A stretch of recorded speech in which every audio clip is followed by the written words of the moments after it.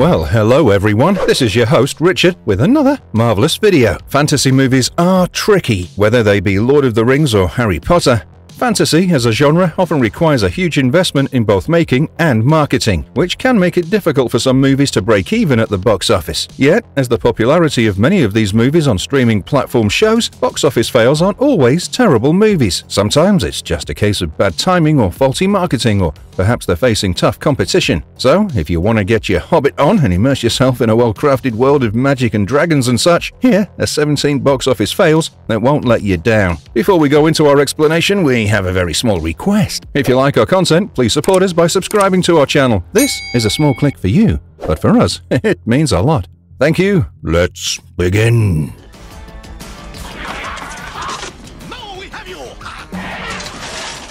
Labyrinth, 1986. The plot of The Labyrinth is simple. At its heart, it's a story about bravery, love, and family. Despite her angrily wishing him away, Sarah doesn't want to lose her baby brother Toby. To drive home this point, she even agrees to solve a gigantic otherworldly maze for the goblin Jared, if he gets her Toby back in return.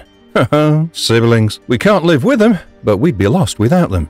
A family entertainment movie, The Labyrinth, with its well-developed characters and relationships, has scored a place in the hearts of fans. Who are these characters? Well, first up, we have Sarah. Played by Jennifer Connelly, Sarah Williams was a child who had a love for fantasy, which was further developed in the sequel to The Labyrinth, and a dislike for her stepmother Irene and brother Toby, especially so after learning to be more responsible through the course of the movie. Standing against our stalwart heroine is Jared, a goblin king with all the traits fantasy gives goblins, such as being cunning, cheating, and evil. There are also creatures in the movie such as dwarfs that aid Sarah in her quest. Sounds like a fun movie, right? Then why did it fail, you ask? Well, despite being a cult classic today, the audience gave a lukewarm reaction to the movie when it was first released until it came on DVD. Fans say this could be because of a lack of studio support, especially in terms of marketing and distribution. You know what? This makes me wonder, what were the stories behind the box office failures of the other classics on this list?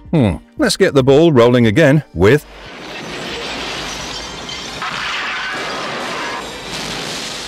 Highlander, 1986. This is a British-American fantasy that Outlander fans will love. Why? Well, because it has the Scottish Highlands and the clan Fraser. Here, an immortal Scottish warrior must battle his immortal foe to save humanity. He must do so because some people are born immortals and they need to battle the rest. The last one standing will get the power known as the Prize, which allows them to be mortal and have children, but also gives them the ability to read the thoughts and feelings of the whole world. Kurgan, the antagonist, is believed to have the intent to usher humanity into darkness, while Connor, when he gains the ability, decides to use it to foster peace and cooperation. There are many side characters that Connor meets throughout his long life, such as his cousin Dougal, a name Outlanders fans will remember, his adopted daughter Rachel, and his wives Heather and Brenda. Yet perhaps there wasn't so much appreciation for immortal Scot warriors in the 80s as there is today, because People magazine described it as a moody combination of Blade Runner, The Terminator, and Your Last Nightmare. So, what went wrong with this cult classic? Well, despite it being a hit on home video, it wasn't for the box office, and once again the problem was with executive choices such as cutting around 80 minutes of the film's European humor for American release. Despite that, the home video was a hit, which tells us all we need to know about the American response to European humor.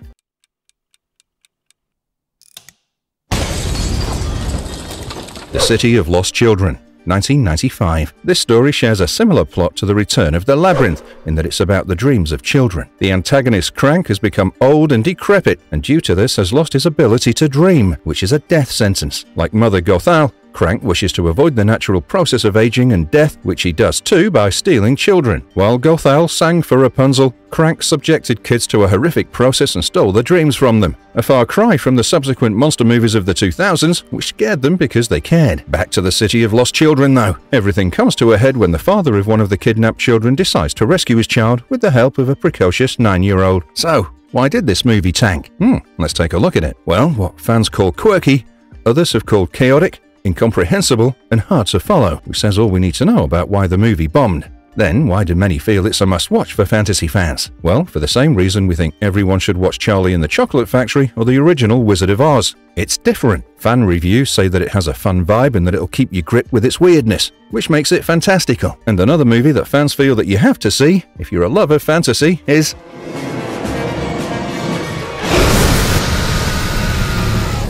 Reign of Fire, 2002. If the greatest calamity of the Third Age, aka Smaug, was a baby dragon to you, and you yearn for more beasts with teeth like meat hooks, then Reign of Fire might just be what you're craving. Underground tunneling wakes up a sleeping brood of dragons, who in this universe were thought to be the reason dinosaurs went extinct. Being that they're dragons, of course, they rain hellfire on the puny humans opposing them and breaking their naps. Sorry, not sorry, it's nothing personal. It's only natural. Like ABBA sang. We have Quinn Abercrombie in this movie, who's the main protagonist who works with a team to kill the male dragon who's raining fire on his town. Fans seem to have found it not compelling, and that while it was good, it lacked good action beyond CGI dragons. Yet others have said it's bad. Yeah, but amazing at the same time because of how different and quirky it is. Reminds you of the City of Lost Children in terms of reviews, doesn't it? And no one can forget the great performances by the actors in this movie, making it a must-watch, if only to know what fans love in a fantasy movie. Next up.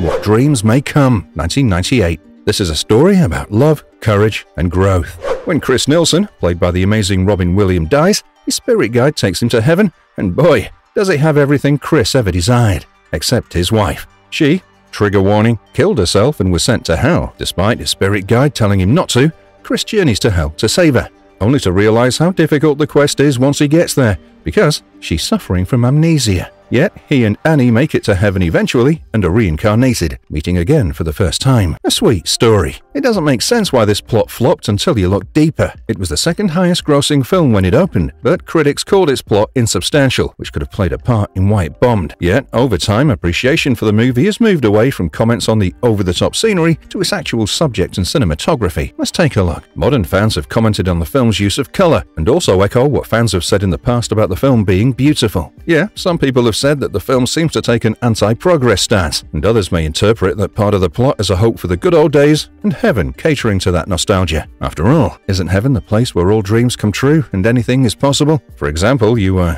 could have a unicorn. No, wait, that's our next movie.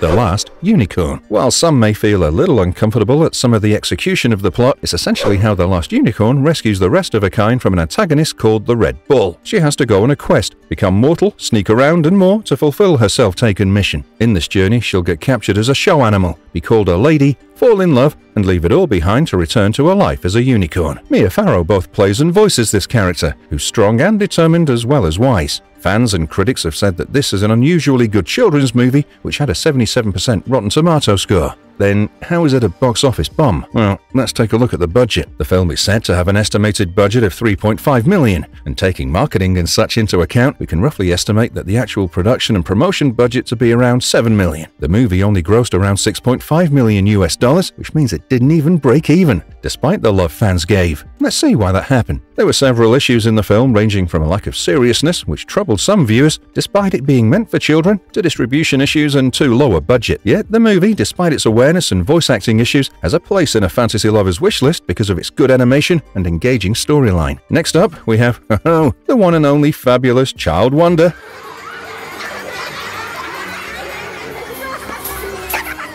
Matilda, 1996. Matilda is about a genius, hard-working child, Matilda, who's being bullied and treated badly by her parents. Then she meets Miss Honey, who realizes her potential and eventually adopts her, giving Matilda the family she never had. Also, Matilda can move objects with her brain. Yeah, she has telekinesis. The movie, based on a Roald Dahl book by the same name, has interesting characters like the gentle Miss Honey, who despite her traumatic past is a good teacher, Matilda's neglectful parents who don't try to understand her, and Miss Trunchbull, the mean principal at the private school Matilda goes to. Despite being extremely popular with fans today, there were several reasons Matilda bombed at the box office when it was released, such as a lack of famous names, stiff competition, and a lack of proper marketing. Fans think the movie has a heartwarming message about family and hope, as well as comedic value, to the point where it's been adapted into a musical. Next up, we have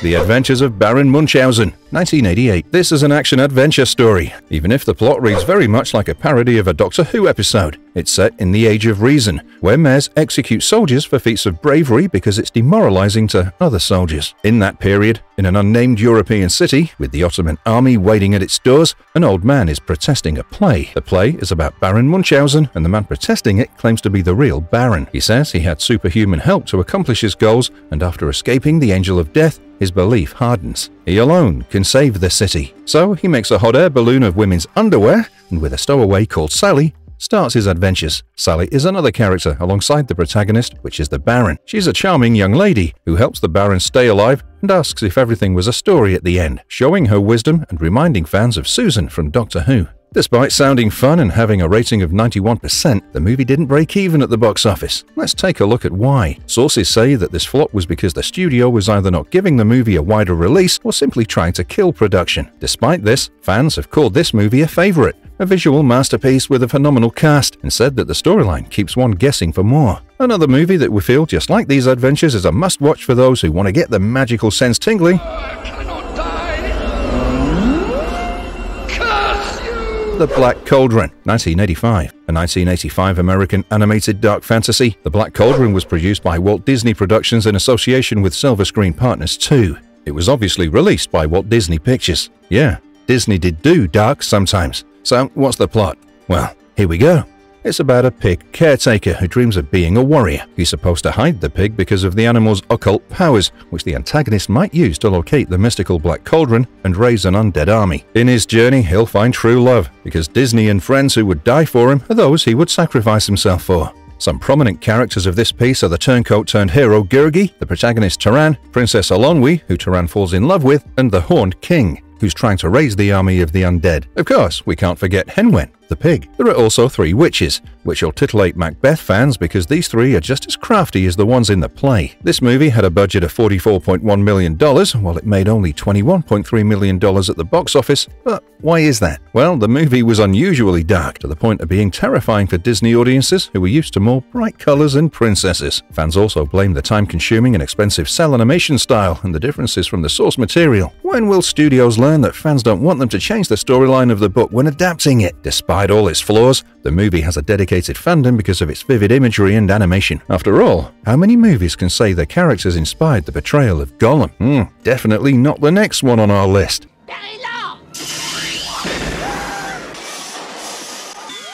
The Witches, 1990. Another Roald Dahl adaptation, based on a screenplay by Alan Scott.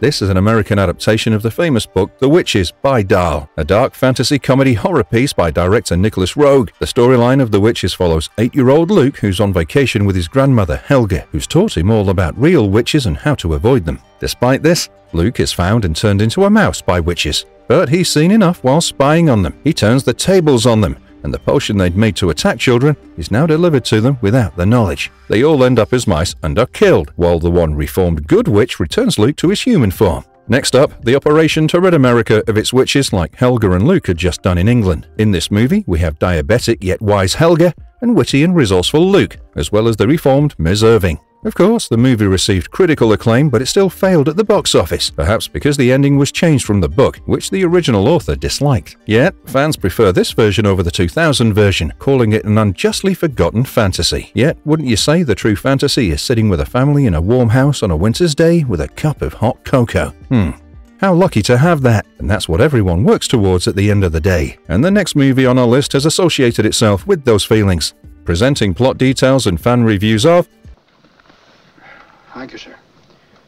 Quite a cigar, Mr. It's a Wonderful Life, 1946. Produced and directed by Frank Capra, this is an American Christmas supernatural drama based on a booklet short story titled The Greatest Gift. The story is simple. While George Bailey thinks the world would be better off without him, the prayers of his friends and family reach heaven. There, a guardian angel is assigned to George who's accumulated a world of good deeds, such as rescuing his younger brother, choosing his family over himself when he could, and more. Yet, as it happens, George has now begun to resent the endless sacrifices he's made for his family, and since people are telling him, trigger warning ahead, that he's worth more dead than alive, George tries to jump off a bridge. Before he can, The guardian angel Clarence does, and George dives in to save him, where he sees a dystopian timeline that would have occurred had he never existed. George begs for his life back, and the wish is granted, with the whole town rallying to help George in his time of need, making George realize that he is loved and valued. A sweet movie with a moving message. No one with true friends is ever worthless. There are many characters in this movie other than George and the wise angel Clarence. We have Mary, George's wife, and Harry, his brother, who's a hero now, having saved people aboard a transport ship.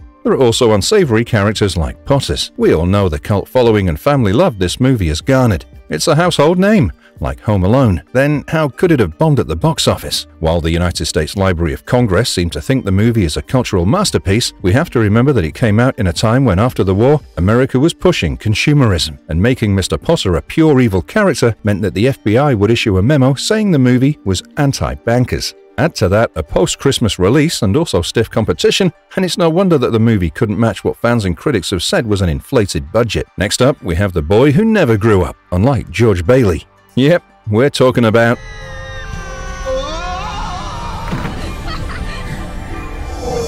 Peter Pan, 2003. We all know the story of Peter Pan, where Wendy Darling goes with the boy who never wants to grow up to Neverland and meets the Lost Boys. Eventually, Wendy wants to return home to her childhood and real life, even if it means growing up. The 2003 movie turns this story into a fantasy adventure movie by utilizing characters like Captain Hook. After Wendy and Peter go to Neverland and take on the roles of mother and father to the Lost Boys, the brothers meet Tiger Lily, after which the three are captured by Hook and rescued by Peter and Wendy. The crux of the story, however, is love and belief. When Wendy and Peter fall in love, Peter tries to stop her from growing up. Wendy demands he confess his feelings, and then decides to leave at his refusal, and also because the Darling children are forgetting their parents. The other Lost Boys decide to leave as well, but Hook captures the lot and poisons Tinkerbell, while trying to poison Peter Pan. Peter then uses the whole of Neverland and London's belief in fairies to revive Tink, and eventually, the gang defeats Hook after Wendy brings Peter back to life using True Love's kiss, like a true Disney movie, even though this film was released by Universal. When Wendy eventually returns to London,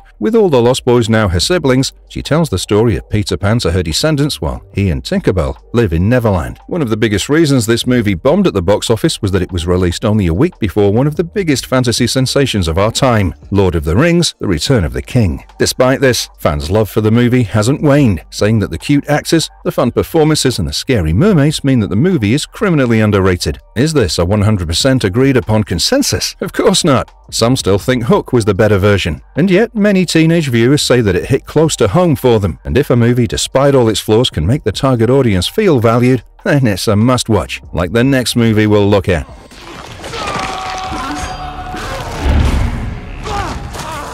Jungle Cruise, 2021. Yet another fantasy adventure American film. This one will remind you of the third Pirates movie. It starts with a father looking to retrieve a mystical flower from the Amazon that can save his daughter's life. When he kills an entire tribe for not sharing the location with him, he and his men are cursed to be forever tied to the Amazon. Many years later, during the Second World War, a professor who's been denied entry into a research society due to a gender comes with a brother looking for the same flower to help the British war effort and revolutionize medicine. She's stolen an arrowhead from the government for she believes this will lead to the flower. German agents are also searching for the flower to help Germany. Lily, the professor, meets Frank, who later reveals himself to one of the cursed men, and after a lot of shenanigans, they find the flower. At the same time as the Germans and the other evil members of Frank's old group. Everyone fights while Lily retrieves the flower, uses it to grant Frank his mortality, and then takes another flower of the same tree and returns to London to shun the sexist research society and build a new life with Frank. While the movie had a gripping plot, as evidenced by the success of the Pirates of the Caribbean with a similar plot, it bombed at the box office because it was released by Disney during COVID-19 times. Some even say that being offered on streaming also affected the movie's box office returns. Yet, critics have also called the movie extremely removed from a good piece of media, and that could have also contributed to its lackluster performance on the silver screen. Despite this, the movie has built up a fan following enough that studios have greenlighted a sequel. Though while we're on the subject of period fiction that leans into a fantasy element, we can also take a look at a fictional version of history as presented in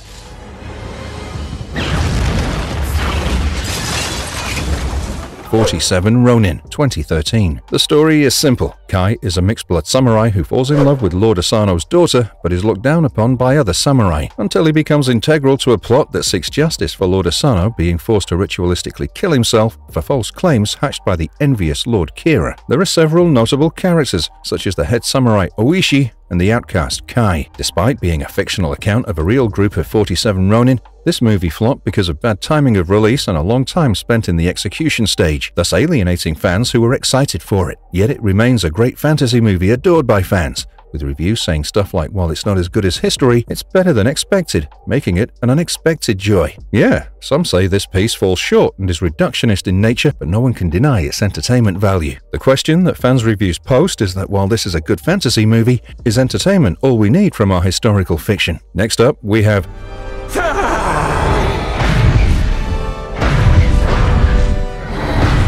Kubo and the Two Strings, 2016. One thing that instantly attracted us to this movie was that this American media piece is stop-motion animation. How cool! The plot's fairly simple. To defeat an evil spirit, one-eyed Kubo works alongside his toy monkey to come to life with his mother's reincarnated spirit, a cursed samurai that claims to be Kubo's father's pupil, and an origami piece to find his missing father's armor. His sisters and his grandfather are the chief antagonists. The best twist? Well, we'll tell you. The armor is ineffective, and the amnesiac samurai? He's Kubo's missing father. The ending of this film will bring to mind the Goblet of Fire and Coco from Disney. Just like in those films, ghosts come to help defeat the big bad, and then the deceased speak to the ones left behind. It's a sweet story with interesting characters like the brave and smart Kubo, his loving and wise mother, and the evil Moon King. While some fans say that having private investors is the reason the film tanked at the box office, others defend this by saying that those investors are what allow the artistic nature of the movies Leica Studios brings. Despite critical acclaim, Kubo and the Two Strings, 2016, flopped according to most due to casting problems, such as having a majorly white cast for a story set in Japan. Reminds us of the Atla movie, to be honest. Yet, fans call it the most visually stunning content they've ever seen, which just shows how little box office numbers mean.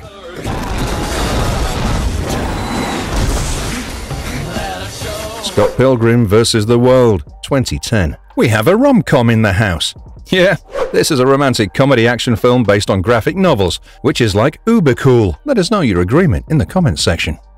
So, what's the story? Well, Scott meets and falls for Ramona, but then realizes he has to compete with all 7 of her exes to truly win her heart. Now, we aren't going into how healthy romantic comedies are. You shouldn't use them as a basis for what happens in love always, for they aren't the best guide every time. But as an entertaining movie genre, well, they rule. This movie, for example, there's angst, there's drama, despite a lack of true love, and there's character growth when Scott realizes that instead of cheating on women, he should respect himself. The fantasy element is that Scott's seen Ramona in a dream and wins swords for certain victories. There's also visiting people in the limbo and the dead returning to life. The plot seems good, right? So, why did it bomb, and what do fans think of it today? Let's take a look. Well, to begin with, it's the fact that Scott Pilgrim graphic novels are a niche fandom. Fans also blame the marketing done by the studio, calling it garbage. There's also a discourse on the casting choices out there which seems to think a better job could have been done, keeping contemporary audience opinions. Also, the timing of the release could have been better, according to some fans who think that the target audience, which is young men, had too many movie options when this movie came out. But all's well that ends well now, doesn't it? Today, the movie has a cult following, with some fans calling it a cinematic jazz. Reason enough to give it a watch then, eh? And now for the latest and last entry in our list, which we're super excited about.